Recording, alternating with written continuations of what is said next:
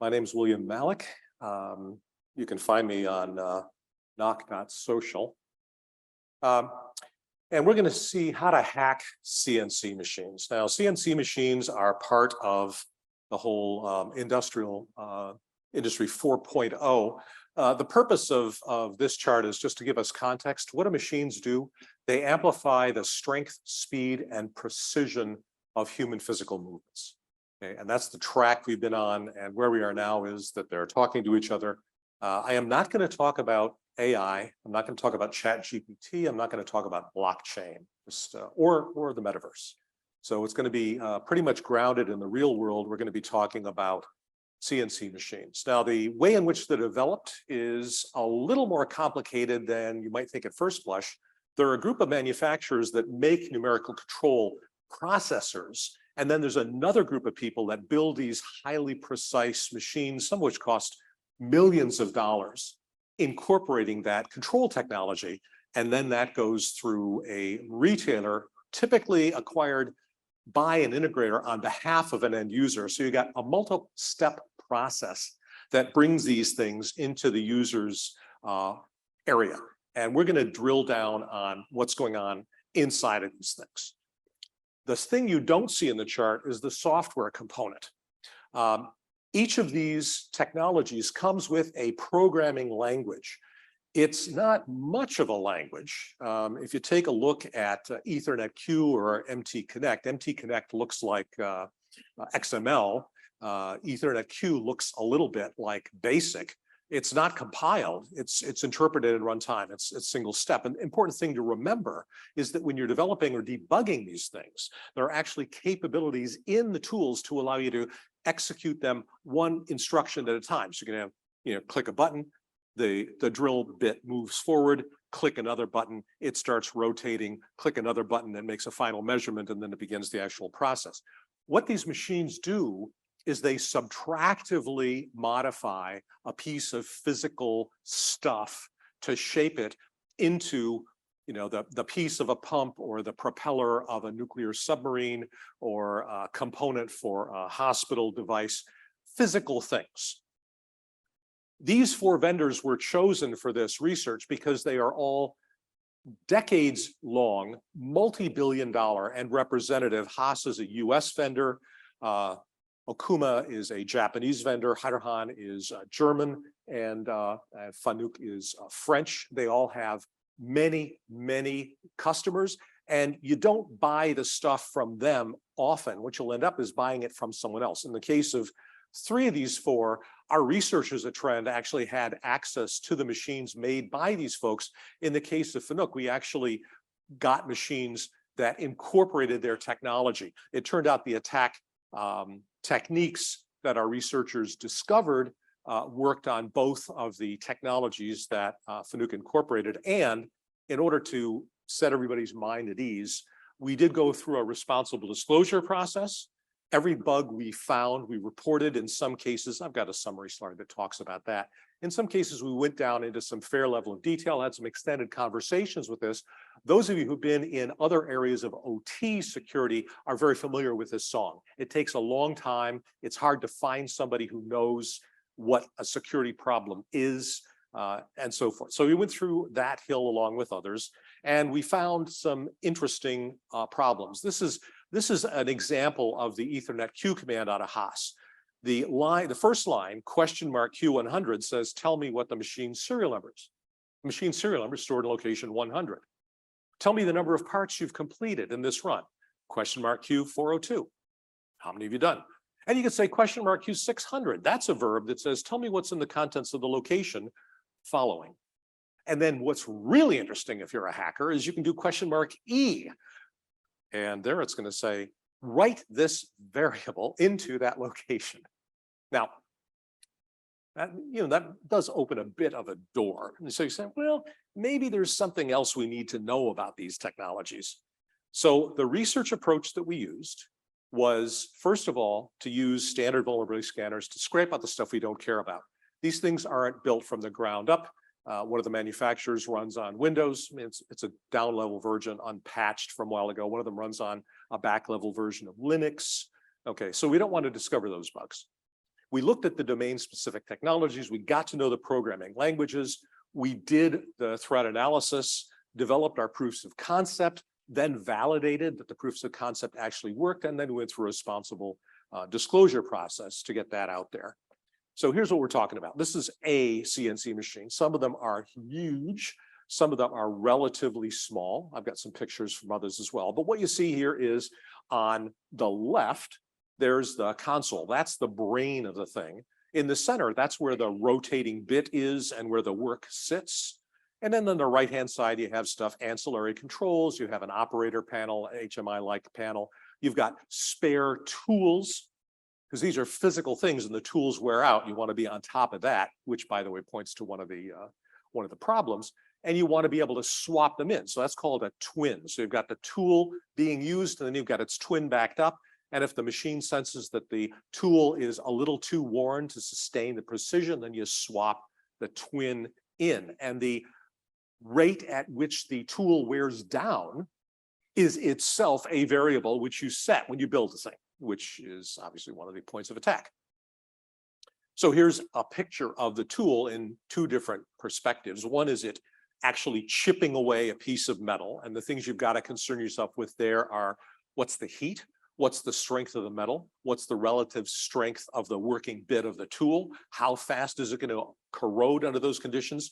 How rapidly is the thing moving? How rapidly is the work moving? And how much wear do you see? At what point does the tool become unable to sustain the precision? We're talking really high precision, 10,000ths of a millimeter. Okay, so wear is really important. You have to consider things like how much is it going to expand due to the heat, right? So what kinds of problems do we find? We find problems in legacy software. Again, this is not to rehash problems with old versions of Linux or old versions of Windows. It's problems with old versions of the stuff that you're running on the machine. We found problems with information leakage, ways in which stuff could be taken out. We found problems with lack or absence of authentication. Many of the systems do not come with any kind of authentication. Many of the systems don't have access control. The ones that do have authentication mechanisms have it disabled by default. And the ones that do have access control use a default password, which is almost never changed in the real world. So this is what we found. A lot of problems. First off, it's pretty easy to compromise all of these guys. In the damage area, the things you can do are you can disable feed hold. What does that mean? Well, when you're testing the machine or when you're operating the machine, there's a red button. You push the red button and it stops. And you can then go in and you can remove debris. You can go in and you can take a measurement. You go in and replace a tool. You go and examine the work. And we found a way to turn that off. Right? So you push the button to stop, and it's just like somebody cut the brake line. Car won't stop. We can disable single step mode. As I said, for debug purposes, you want to execute an instruction and go see if everything looks good, execute the next instruction. After you've gone through that QA-like process, which programmers will know, then you could say, okay, I don't need to do that. Well, we found ways to turn off single step mode. So the machine, you start it up, you take a look at the first thing, and zip, it does all the rest of the stuff while you're there, which can be also physical danger to the operator if he's got the covers off and is standing there taking measurements. By increasing the tool life, we can make the machine think that the tool is stronger than it is, meaning you get parts that are defective. By increasing the tool load, you wear it out faster. And we can change the tool geometry, and I have examples of all of these things. These things are possible to support ransomware attacks, DDoS attacks. That is, you can load software on these because the languages don't care where the data comes from. In fact, a couple of years ago, Trend did research on the programming languages used for industrial robots generally, and we found that they are able to go out on the internet, get named variables, get symbolic and indirect variables. This was a couple of years prior to Log4j being discovered. Big, big issue. Hijacking is a problem. You can replace the program. I mean, not only can you write a value in an address, but you can write whole new stretches of code. So the thing's building a different machine. You can rewrite the program. You can take information out of it, or you can just copy the program, modify it, and send it back in. In fact, in one of the machines, you can even take a screenshot and offload that. So this is an example of, take my word for it, the guy pushes the button, the machine doesn't stop. Now, you're saying, well, how do we know that, Bill? There are 5, count them 5 videos that this research team has put together showing each of these major categories. They're out on YouTube. I've got a link to the Black Hat talk done a couple months ago by one of the researchers in which he talks about that and has links to the other. I also have about 10 copies of the 79-page research material with extensive footnotes. This was done jointly between Trend and University in Italy that actually did the research. So on the left, you have a very simple piece. Those channels are 5.05 millimeters deep. How do I know that? Because we measured them, and in the documentation, we have pictures of the measurements, and we show you the programs used to write those channels. Then we messed with it. The one on the right, the first channel, is also 5.05 millimeters deep. The second channel is 4.80 millimeters deep. It is 1/4 of a millimeter shallower. Now, those of you who played with thermodynamics, my son helps with combustion for cogeneration plants. And if you mess up the measurements on your fuel feed, then you're going to be generating excessive pollutants. You have to worry about it. Now, don't pay attention to the color of the surface. That's just an artifact of how the machine milled the thing. The other 2 channels that you don't see, one was created by a machine where they modified the code so that it thought it was 10 millimeters higher than it actually was. And so the machine goes through this very careful process of drilling nothing. The second, or rather the 4th channel that you don't see, is one where we told the machine that the work was much farther away. And so it sent the tool down to the bottom and actually crashed into the side of the device. Now, in this case, we didn't trash a bit.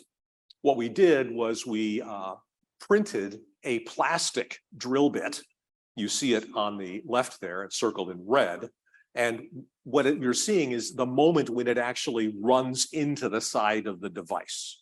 So we didn't break anything critical, but you do that with something real and you just downed a tool. Now these tools are really expensive and very precise. Just setting them in place and getting them calibrated, right? If you're down to 10,000ths of a millimeter, you got to be very careful about putting these things in place. So we found all these problems and we engaged the vendors. In some cases, 9 months passed before we could publish the research. In some cases, the vendor said, well, so what? Nobody's going to mess with that. Yeah. Ever heard of Stuxnet? I mean, somebody's going to want to do some of this stuff. Figuring out who to talk to. There wasn't a security team at some of these vendors. They're getting better. They did ultimately acknowledge and respond to the reports. All of the problems we found are either currently fixed or they're fixed in upcoming releases. We're working collaboratively with all of these vendors. They did finally get it. They have shipped fixes and improved documentation, so it's easier to get done. I want to put in a pitch here for the Unified Cyber Kill Chain. I was a huge fan of the Lockheed Martin Cyber Kill Chain, thought it was brilliant. What this is based on an academic paper that came out about 3 years ago. And what this fellow did was he extended the Lockheed Martin Cyber Kill Chain, and because it's academia, it is not copyrighted. And he added all of the steps that are necessary. And this sets aside the old saw, one of my 2 most unfavorite comments out of the cybersecurity mythology is that the bad guy only has to do one thing right and they win. The good guys have to do everything right and they lose. Well, the fact is the bad guy has to do almost all of these things right in order to get their objective. So if you can interrupt it and any one of these places, then you have just saved your enterprise. You've just saved having to replace a possibly multi-million-dollar machine.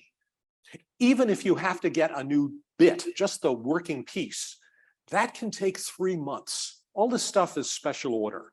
None of it's available off the shelf anywhere. So, and most importantly, the Unified Cyber Kill Chain is designed to correlate closely with the MITRE ATT&CK framework. Yay, team.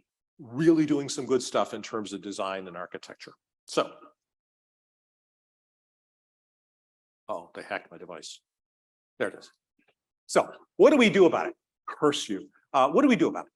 First thing, we want to inventory your tools. We want you to know what you've actually got. What age is it? What's running on it? You want to peel the onion a bit.